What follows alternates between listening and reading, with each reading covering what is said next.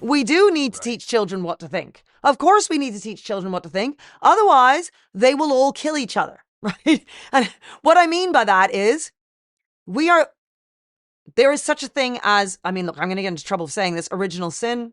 People don't like me saying original sin. I once got into a huge load of trouble on Twitter where I happened to be visiting Paris. I was walking down the Champs-Elysees. I saw a tweet. Somebody said something about kids being naughty. I retweeted it and said, yeah, like original sin.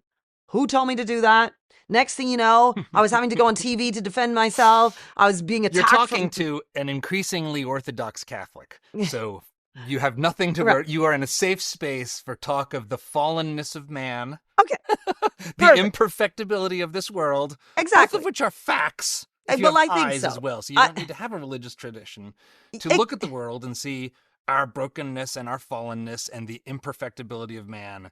And what happens when you decide, let me try to perfect man? And you just get Maoism. You just get the killing fields of Cambodia. It's just every time. Exactly. Exactly. I am not a Christian, but the point is that anybody, you see two toddlers sitting next to each other, you give them one toy, they will hit each other. They don't say, oh, darling, how about we share? You have it for 5 minutes and then I'll take it for 5 minutes. No toddler has ever said that in any country, in any language. You have to teach the toddler what to think. You have to teach him hitting is wrong, sharing is right. And if you don't teach them what to think, they will kill each other. That is what will happen. You have to teach children what, not how. And when you teach them the what, you teach them lots of content. You teach them some history and some geography and some science and some French and some Spanish and so on. And once you've taught them all this stuff and they have loads of knowledge, they can then think independently about it. Because you cannot be creative about something or with something unless you know lots about it, which is why I've turned education on its head, which is why I'm controversial, which is why I've had over 7,000 visitors come and visit my school because I know education. So I am thinking independently about it. I'm being creative with it. I'm out of the box. The only way that you can be out of the box on anything is if you know lots about it. So this idea that we need to be teaching kids how to think, it's just silly. You need to teach them what to think. You need to give them loads and loads of knowledge. And then it's not like they don't do anything with the knowledge. So if you come to our school, you will see children learning at speed. I mean, the pace is incredible. They learn so much. And then if you were to sit with them at lunch and have chats with them about history or geography or science and so on, they will impress you to no ends. You won't believe everything that they know and think and so on. And then they'll be able to give you differing opinions at the table about what they think about 1066 or whatever it is, whatever historical battle you want to discuss. They will have different opinions about it because they know it inside out. And that's because their teacher knew more than they do. The teacher gave them the knowledge, allowed them to do some exercises, which meant that they would remember the knowledge. And then once you've got that knowledge in their long-term memories, they can use that knowledge and develop it to come up with their own ideas about that knowledge. That is what creativity is. And sadly, Elon and everybody doesn't understand how to get creativity. He himself did not become creative because he's obviously very creative and independently minded. He's become that way by finding out lots of stuff, by becoming knowledgeable. He doesn't get that. And this is what people do all the time. They have a traditional education. Somebody gives them lots of knowledge, or they find the knowledge themselves by reading loads. They become creative, and then they say to their own children, or to the children, often poor children in the inner city, no, I'm going to do something brilliant for you. Let's do something creative with you. We're going to have lessons in your school where everybody puts a Post-it note on each other's head, and then you wander around the classroom trying to identify who has a Post-it note that's just like yours. Okay, you can do that, and it's fun.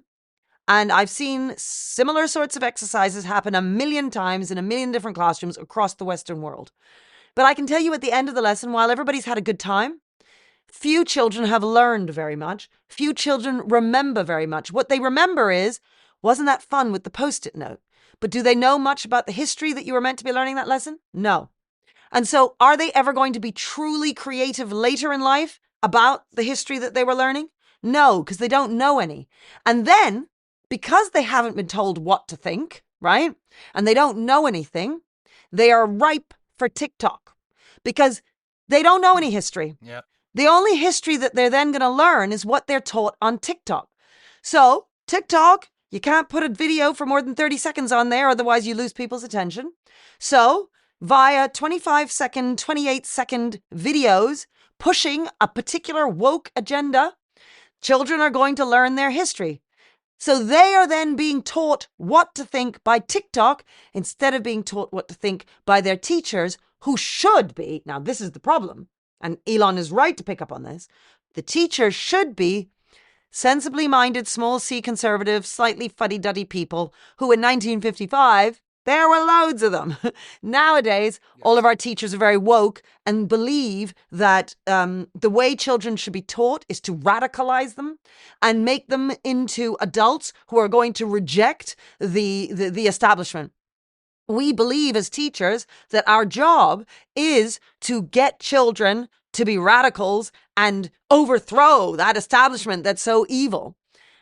Whereas I actually think our job is to teach them algebra and to teach them some history and some geography and some science and some French. And if you teach them all of that stuff, they then have an armor that they can go out into the world in and be able to interpret the world and understand what's happening and be creative and think for themselves. But if you haven't really taught them very much, then the only thing they can learn is off TikTok, and they are easily manipulated. They are vulnerable. Any extremist group out there, anybody who wants to teach them whatever they want, they'll just learn it then because they haven't got any, I always call them coat pegs in your head. The knowledge begets knowledge. You have some coat pegs, and then you learn some more knowledge, and it sits on those coat pegs. And then you learn more knowledge again, and more on those and the more and more coat pegs are being developed. And you're just gathering more and more and more knowledge. And you're becoming more interesting. That's the goal, is to be an interesting person. That is simply not happening. And that's because the progressive, the selling point, the progressive schools, what they say, go on any website, you'll see, we want your child to be creative, to be unique, to discover who he really is. That's what they're going to say, right? This is ridiculous. Everybody needs to learn some algebra. This business of, oh, I'm going to discover who you really are. No, you need to learn some algebra. You need to learn some trigonometry. You need to learn some history. You need to learn how to write an essay. Once you've been taught all of that, then you can go to university and discover who you are. But at 15, you need to learn some algebra. It's when I say things like that people get very upset. Well, I mean, it all sounds profoundly sensible and obvious, and maybe it's because I am increasingly a pre-modern person. You have a bunch of actions that what is the formula of Aristotle? That action begets habit, begets character, begets who you are as a person. Yeah. That seems like the architecture of your school in a lot of ways. Is that a fair way to put it? Yes. So habit building. So James Clear's book on habits, Atomic Habits, and various other habit building books. We've got tons of them in the library. I'm constantly doing assemblies on this sort of thing. We recognize that success comes through habit building. Jocko Willink, again, is another big hero of mine because I try and get on my treadmill at 5:15 in the morning. And I think of Jocko and his tweets where he tweets his watch and it says 4:03 and he says, let's go. And I get on my treadmill at 5:15 and I think Jocko was on his treadmill at 4:03. I'm late. I've got to keep going now. And I do assemblies on this. I do assemblies and I say, be like Jocko, do the things that James Clear says. Habits, Jocko, all of them, David Goggins, all those guys, they talk about get started, just do something and keep going with it, right? Because if you get on the treadmill every morning, it then just becomes who you are. And we have a pyramid, and at the top of the pyramid, it says, it's who you are. And I don't have my pyramid to show you. It says, it's who you are. And at the bottom of the pyramid, you do the right thing because you want to avoid demerits and you want to avoid detentions. Now, that's where the kids start. They start at the bottom. Oh, I'm going to get into trouble. I don't want to get a detention. I better do my homework. Oh, I'm going to get into trouble. I need to be on time. Oh, I need to be polite. I need to do whatever because otherwise I get into trouble. And then they move up the pyramid. Next step is you want to get a merit. Step after that, I want to impress my teachers. So if you know you're in the middle of the pyramid, it's better that you're doing the right thing, not just because you want to avoid a detention. You actually want the respect of your teachers. That's better. Then the next step after that, you want a great future. So then you're connecting. That's the development bit. So you know the bit where you were saying about coddling the American mind, what you and Jonathan Haidt want? You want kids to go, okay, this is my future. I could have a bad future and be somebody who's always late and never does my homework, etc., etc. Or I can have a good future because I develop certain habits and become that kind of person. I am owning my own development. So when you're at the bottom, you're not owning your own development because you're just doing it because you might get into trouble. Ooh, I don't want a detention. When you're in the middle, you're doing it because you want to impress somebody. Okay, that's better. But when you're on that fourth rung, you understand, wait a minute, what I'm doing now is going to enable me to have a certain kind of future. I'm going to be a certain kind of person who people will respect and admire, and I want that for myself. And I am going to take control of my own life. So that's where you are in the fourth rung. And that's what you want. You get there through habit formation, right? When you get to the top, it's just who you are. So my thing is, our kids, we'll either have them for 5 years, the end of GCSE, or A-level, that takes us 7 years when they go off to university. And my thing is, lots of them will start at the bottom of the pyramid. By the time they leave us, they need to be at the top. I want them to leave us as the kinds of people who naturally, without thought, can sit on a chair, can look you in the eye, can shake your hand, will always remember to bring a pen, would always go to an interview and walk in and make a good impression, shake your hand, look at you in the eye. They're not going to forget their pen. They'll have done the preparation for the interview beforehand because they've been doing their homework for 7 years without fail. And they're going to turn up and they're going to impress, just like they impressed their teachers on that third rung. And they're going to do that because they understand that this is good for their future. But it's now who they are. They're at the top, and that's just the person who they are. And because it's who they are, and they can sit up straight, and they can shake the hand, and they can look you in the eye, and they can speak articulately, when they're doing all of that in the interview, their working memory is freed up to be able to think about the content that they have to provide to the interviewer to say, I'm the right person for this job.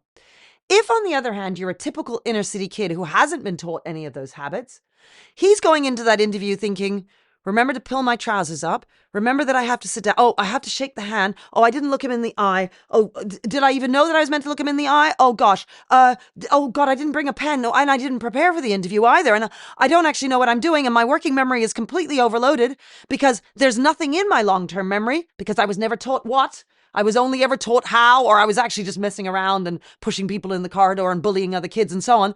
And so I'm now turning up to this interview and I've got nothing. Whereas if the school, on the other hand, is teaching them what to think, is building those habits in them over and over and over again until you get to the top, you are creating human beings, adults, who are then able to do it on their own. And that is what you and Jonathan Haidt want. You want the kids who are able to be creative, to be independently minded, to own their own development and so on. You only get there by teaching them what to think and by instilling those good habits over years through correction over correction. You were late again today. You were late again today. Detention, right. Merit over here, merit over there. That was brilliant work. Wow. 5 days straight. You've been on time. Well done. Constant correction. You're doing that, praise and punishment. At the beginning, I didn't say actually, so punishment is a dirty word these days. When I first started my career, punishment was fine. Then they said, oh, no, children shouldn't be punished. That's a terrible thing. We need to turn to sanctions. And so then we moved to sanctions. You couldn't ever say punishments. You had to use sanctions. Then they said, oh my goodness. Sanctions? Yes. What is this, the UN? It was crazy. So they told us it was all sanctions. Your sanction was a detention, but you never talked about a detention. You talked about a sanction. Okay. Then they said, no. We have to move now to, what was it? Correction. So then you started talking about corrections. Then we moved so to now it's back to prison. Okay. Well, From and the then we UN went to prison. consequences. Okay. Like we moved from punishment, sanction, correction, consequence. And we've now got to a point where even consequence, they say, you know what, detentions are just terrible. What about their mental health? What about their anxiety? This is what they say. And I say, if you don't give children praise and punishment, that's when you get anxiety, okay?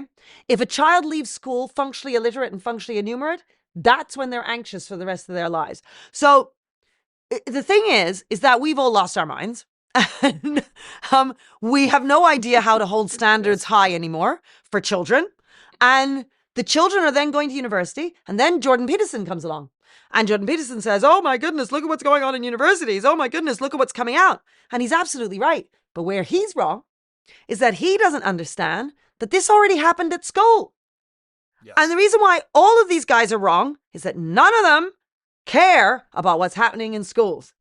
And I feel like I'm the only person running around like a salesman with my little suitcase going around trying to say to people with my flag, listen to me, listen to me. You don't understand. It's all about what's happening in schools, but nobody's listening. If you like this clip, we've got so much more where that came from. So be sure to hit that like button, subscribe to the channel, and ring the bell so you won't miss our new videos as they come out each week.